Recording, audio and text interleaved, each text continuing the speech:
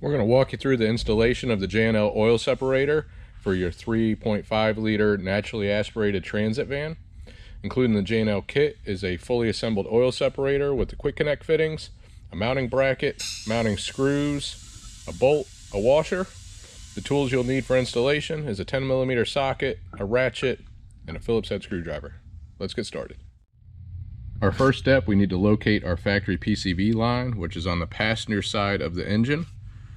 It is this line right here with this blue tab right next to the silver EGR pipe. So we're going to need to remove this line. It's going down into the valve cover, which is the PCV valve. To remove this line, see this little blue tab? You're going to push down on that blue tab and then pull the line towards the front of the vehicle. Like that. And then the back side, there's going to be another blue tab. Essentially just breaking the circle. So you see how that's a circle? Well, when you lift up on the tab, it pushes and breaks the circle. You can see inside of that line is wet. This truck's got 5,000 miles on it.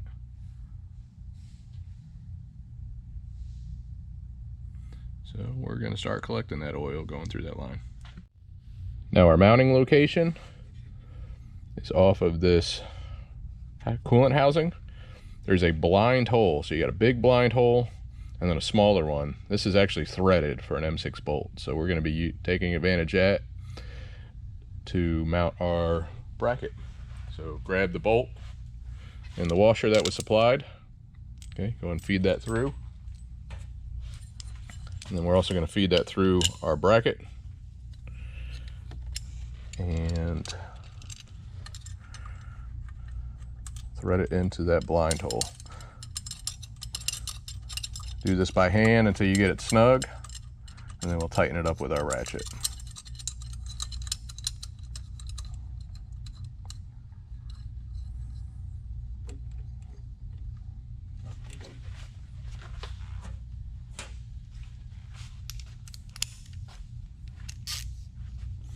And just make sure that bracket is nice and square. We want it level.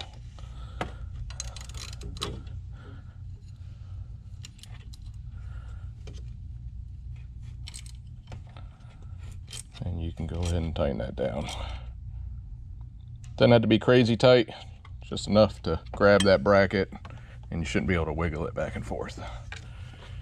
Now we're going to grab our J&L oil separator assembly, and we're going to feed the long line underneath this intake elbow. It's going to go run under all these lines and come up over here and run down to the PCV. So you're going to need to feed that line in as you go.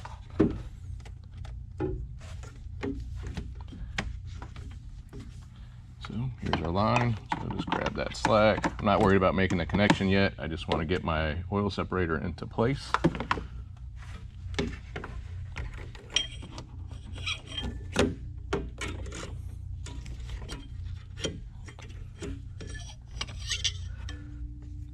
Okay, and then our short line is going to go underneath all these lines here and the silver pipe. So just kind of push that into place, and it should want to just line up to the bracket.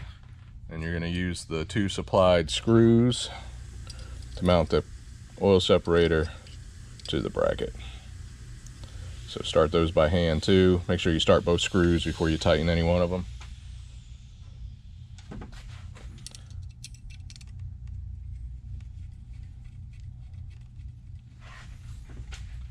And then we can go and tighten those down.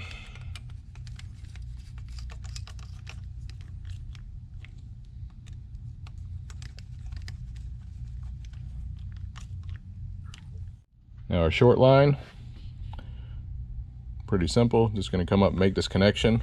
One thing I want to note is that our connectors move in the hose, so this should be pointing towards the engine for an optimal hose routing. If for whatever reason this fitting was facing the wrong way, like that, you know, you want to adjust this hose. You don't want to kink it, so just make that adjustment. You'll see this fitting just moved very simple. It's because I just assembled this.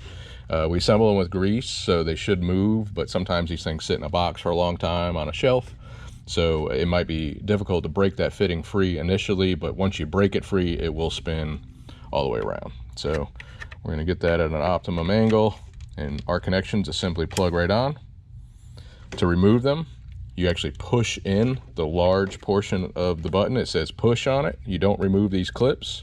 If you try to remove these clips, you're probably going to break them, so don't remove them. It's a simple push to release, like so. You'll hear a nice audible click there. And check our routing.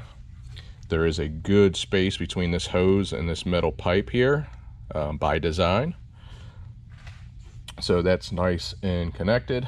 And then we just need to connect our longer line. Now we just need to connect our PCV line, which should be already sitting in the area from when we fed it around the back of the intake or over the top of the intake. So we're just gonna push that down onto the connection there. Make sure that's nice and loose. And now we're just going to look over our install. Check to make sure our hose isn't pinched on anything.